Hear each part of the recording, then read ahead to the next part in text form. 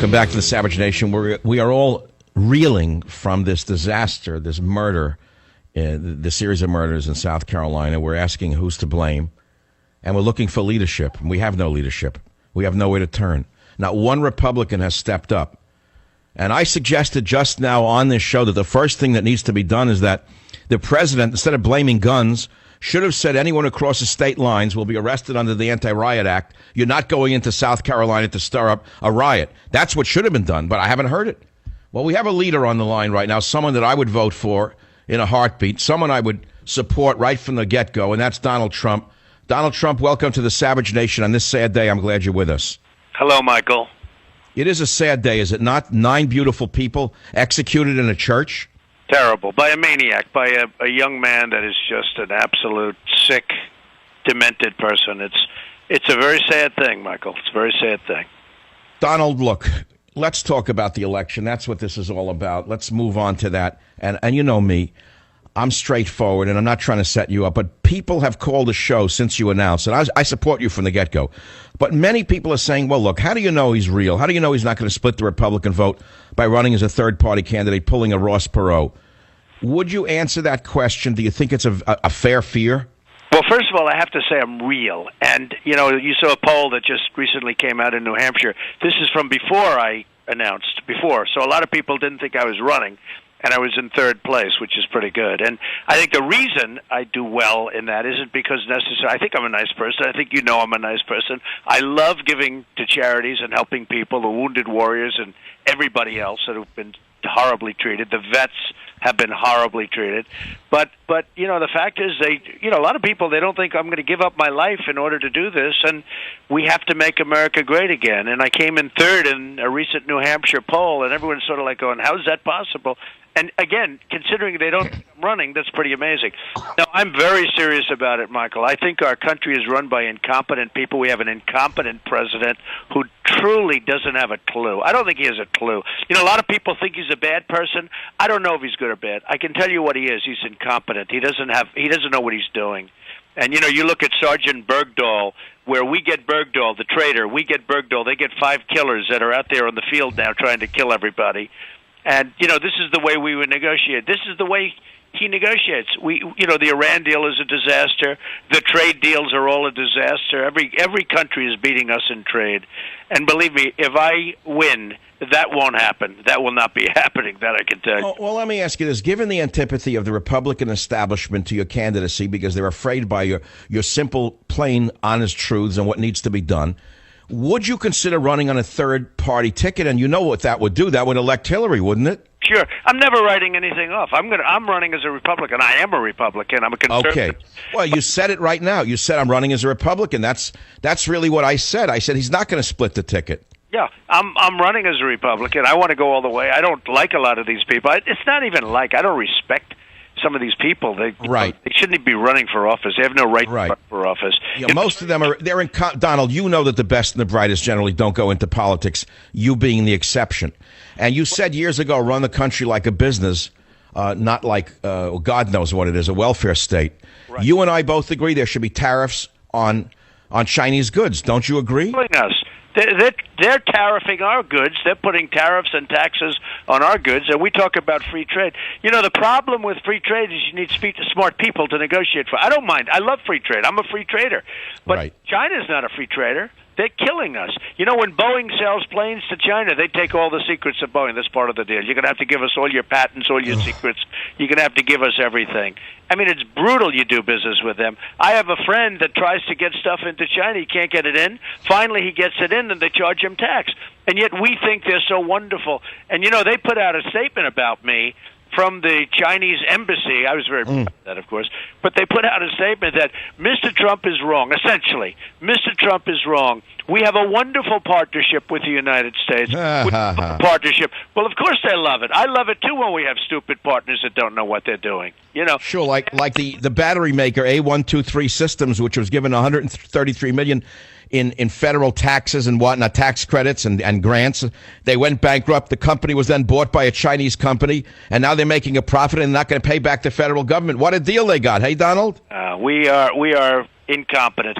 You know, the people that we have we have great people. We have Henry Kravis and Carl Icahn, and I could name 100 guys. I could also name guys that have big names that aren't very good. They're overrated. But I know the good ones, the bad ones. I could put people in charge of China.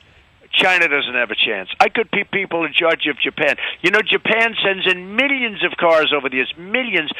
When was the last time you see a Chevrolet in Tokyo? Do you think there's any Chevrolet in Tokyo? Maybe there are two. How many Chevrolets do you think we have driving around in the streets? No, Donald, I see the ships coming in San Francisco Bay every day. My heart breaks. I see these ships laden with foreign cars, and I don't understand why there's no tariffs on them. Well, how about this? Ford goes out and announces they're going to build a $2.5 billion plant in Mexico, right smack in the middle of Mexico. They're going to, and you know what they're going to do with the plant? They're going to make cars and parts and trucks and stuff. They're going to send them to the United States, no tax. Now, explain to me, because I'm sort of a natural business. I built a great company. You see that because I released my financials, and everyone's sort of shocked. I had no idea. Right. They were hoping that they wouldn't be so good, and they were hoping you were broke and that you owed more money than you earned. I know that's what they were hoping. They were disappointed, weren't they? Right. Oh well, they were shocked because I'm a private company. They didn't know, so they were thinking it was $2 billion or $1 billion or nothing, or maybe I was worth nothing, and it turned out to be $9 billion, and much higher than that. It will be much higher than that, but $9 billion. And by the way, very little debt. Unbelievable. So they were shocked. They're going, wow, that we had no idea. Because, again, as a private company, these magazines and all, who treat me fine, but they don't know what. And I'm not doing that as a braggadocious thing. I'm just saying I know what I'm doing. I would not let Mexico get away with it. I would tell Ford, you're going to pay a 35% tax every time you make a car and send it in. Because what are they doing? When they make cars in Mexico, that means we're not making that car in the United States. It's very simple. And that means we're not employing our people. Do you know how many companies have gone to Mexico to build? I mean, you look at New England, the place was a ghost town. So, look, we need, and I love Mexico. I love the Mexican people. I have a lot of relationships with them. But they know they're getting away with murder. It's like China. China's the number one abuser, though. What they do with their currency manipulation is incredible. And our people are so stupid, they don't even cover it in trade pacts. So, Donald, when you announced this week, I watched the little people, the Lilliputians attack you. You know what I called them? I said they're toe dust compared to him. I saw these little men and little women trying to rip you apart, and I said they are toe dust. That's all they are. They're jealous of this man, and there's a lot of jealousy for successful people in this country, as you well know, Donald. Who would you pick as a VP candidate? Well, before I say that, you have like a guy like George Will. His hatred for me is unbelievable. What he doesn't tell you take his glasses off and he doesn't look like a smart guy anymore, right? But let's call him toe dust in a bad suit. Right, I have a place, Mar-a-Lago, and he was there about 12 years ago. He made a speech. I didn't go to it because I find him very boring, and he's actually wrong on many things. He was wrong on Iraq and wrong on plenty of things. But the hatred this guy has, I said, wow, I probably should have gone. But he was just, I just didn't want to go. And it was years ago, but he never forgot.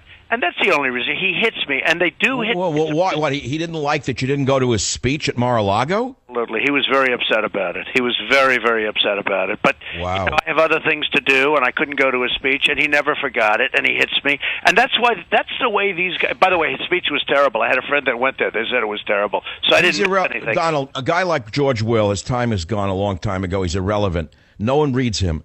But the issue is you. You're running. You're real. You don't really want to run as a third-party candidate. You say you're a Republican, even though they have a great fear of you.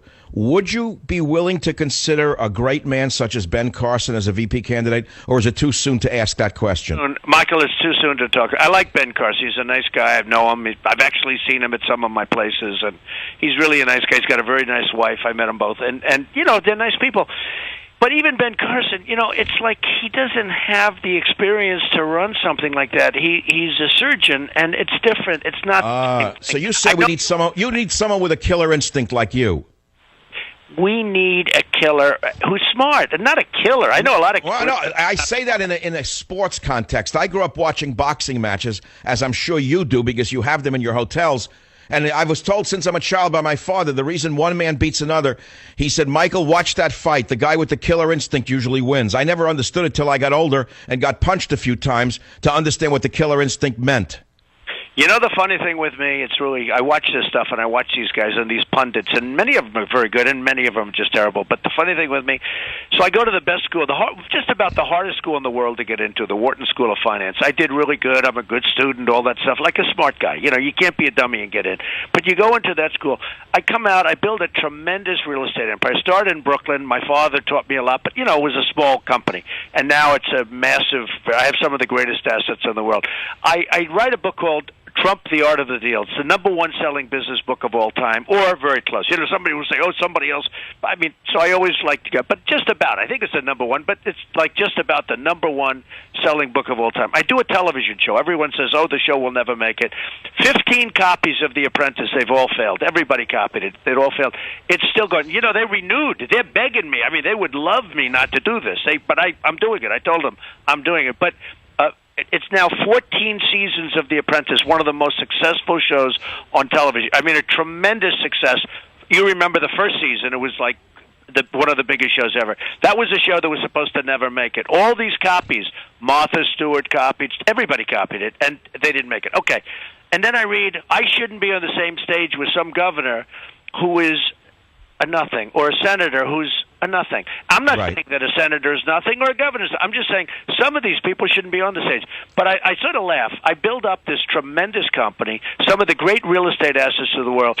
The television show's a big hit. The book is a big hit. Other books are big hits, too, by the way.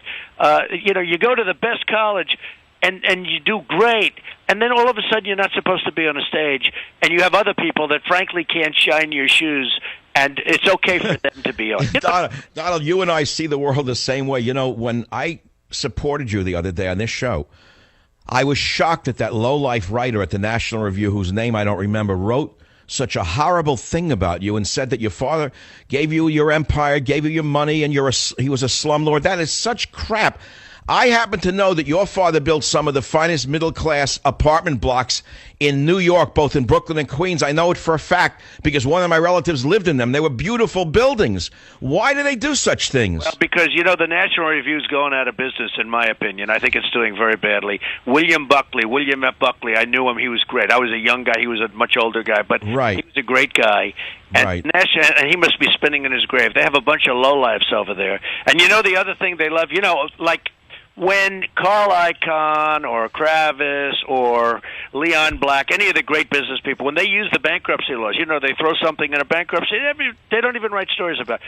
If I use that, if I do that, oh, Trump went bankrupt. I never went bankrupt. But they always love to say that was the same lowlife, the guy that wrote for the net. No wonder the National Review has no power anymore. It's disgusting. Well, they've attacked me for years, and I understand that they're run by these Lilliputians, but it's one thing to not like someone. It's another thing to outright lie and say your father was a slumlord. I took offense at that, and he wasn't my father. Well, you know what? My father was a terrific guy, and he built middle-income housing and low-income housing, and he did a great job for a lot of people, and he was a really good person, and he taught me a lot. And frankly, he did me a favor because he didn't want me to go to Manhattan, and he never went to Manhattan. And I said, Pop, I want to go to Manhattan. I want to build those big buildings. He said, son, that's not our league. We don't want to do that. It's not our league. And I went. And, you know, that was another thing. I guess I can add that to the book, and I can add that to, you know, all the other things. But, look, our country is in serious, serious trouble. And, you know, my theme is very simple. Make America great again. We can make it great. We've got to take back our jobs from China. And I don't even mean all of them. We have to take back some of this stuff that's going on. You can't buy. If you want to buy a television, I just ordered 4,000 televisions for a big project I'm doing someplace. And I order televisions all the time. I have Doral in Miami. I've always, you know where they come from? South Korea. Now, we protect South. They're making a fortune off us, by the way. If you want a television set that's made in America, try finding one, okay? I used to have an Emerson when I was a kid. Where'd it go? Different, right? But now South Korea bought that company probably. They're all out in South Korea. So, although Sony is still in Japan. So we have a choice, South Korea or Japan. So I get bids, and all the bids, I mean, look, I've bought thousands and thousands of these things over the years, but so I understand where they come from. But you have LG, you have Sanyo, you have this, that. They're all South Korea. And I'm saying to myself, wouldn't it be nice if we made televisions? I actually tell my people, Is there a company that makes televisions in the United States? Get the bids, and they're all from South Korea. Now, when South Korea has a problem, they're making a fortune off us, right? When South Korea has a problem with North Korea, where the guy starts rearing his head and he wants to, starts throwing around the nuke word and everything else, we immediately send our ships over. We get nothing. They don't Nothing. get anything. Anything. We get nothing. We don't get it. We don't get a jar of kimchi from them in exchange. Hey, Michael, Saudi Arabia makes $1 billion a day. $1 billion a day. Think of it. $1 billion a day.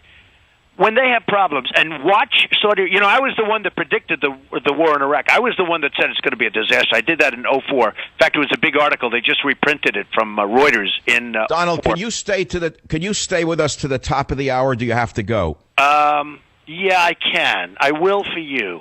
You know why, Donald? Because I have to make some money for my the wonderful people who support this show, or else I'm out of business. So we're going to take a quick commercial break and come back with the greatest, Donald Trump, right here on the Savage Nation. I can talk with Donald Trump for the rest of the weekend, right through Father's Day, but we have only a minute, and I want him to conclude with what he wants to say. Let's throw it right back to Donald Trump. Donald, what do you have to say to the millions of people who listen to the show and hear you as a leader who does not blame the American people for what's going on, but blame an incompetent, divisive government for what's going on? Well, first of all, Mike, it's great to be with you, Michael, and really is. And I'm serious about this. I'm giving up a lot by doing it. These politicians give up nothing. They're all talk. They're no action. They're never going to bring us to the promised land. They don't know what they're doing. And we're in a bubble. We're going to have a problem like you've never seen before. We have to take our jobs back from China. We have to take our jobs back from Mexico and all the other places that are just ripping us. So I'll do it, and they understand I'll do it. The other side knows. I deal with them all the time. I beat them all the time. So, Donald, Mexico is now deporting more illegal aliens than the United States. I love your idea of the Great Wall. Donald Trump, thank you so much, and good luck. I hope you do run. This is the Savage Nation.